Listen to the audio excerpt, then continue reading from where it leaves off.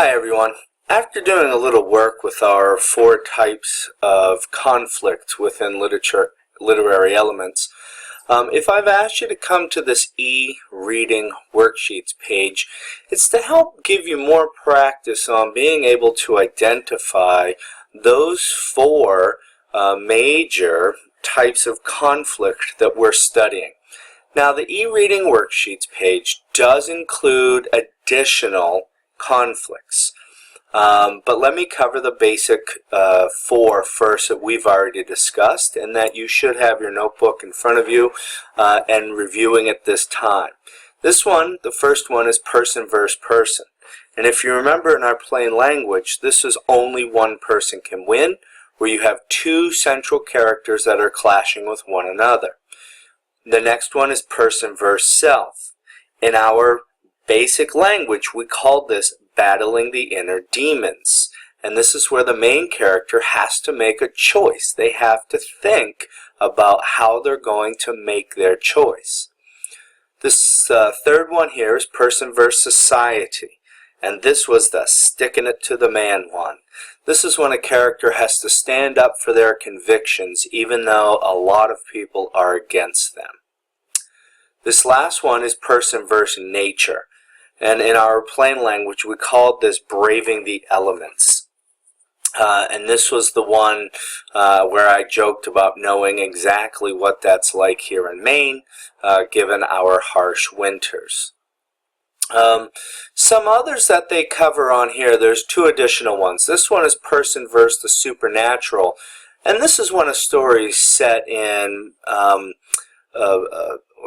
either set in a setting where Earth is not an actual place anymore, or where Earth has been invaded by extraterrestrials or somebody from outer space, or perhaps the supernatural, the ghost concept. So that's this one. So anytime something's, I'm just going to say, not real, strange, like it says down here, strange creatures, monsters and whatnot, you're probably talking about supernatural. Now this one down here, person versus technology.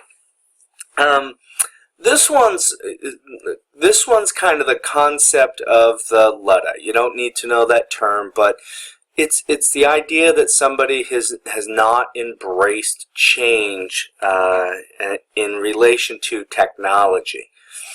Not so sure about this one. Arthur Miller, Death of a Salesman, might have something to say about that, where it's really the person versus society, person versus technology. But as you go through the worksheets, if you find a person's fighting with a computer, I guess, that probably will be what you're looking for. I will not mark you incorrect on the supernatural or the technology. If you find yourself struggling, of course, come to my desk and ask me some questions. These are not important to us at this time.